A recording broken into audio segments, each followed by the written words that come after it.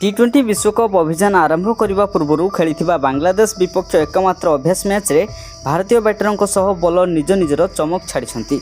विशेषकर आईपीएल छाप छाड़ी पारि नथिबा उप अधिनायक हार्दिक पांड्या ऑलराउंडर प्रदर्शन कर फॉर्म को फेरिबार आंशिक झलक देखाइछन्ति।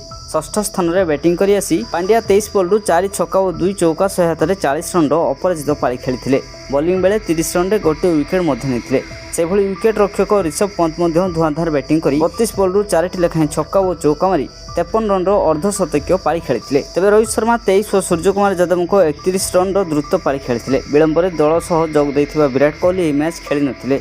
भारत निर्धारित 20 ओवर 5 विकेट हराई 182 रन करथिला। जवाब में बांग्लादेश भारतीय बोलर मिलित आक्रमणर सम्मुखीन होई न पारी 9 विकेट हराई मात्र 122 रन करिपारिथिला।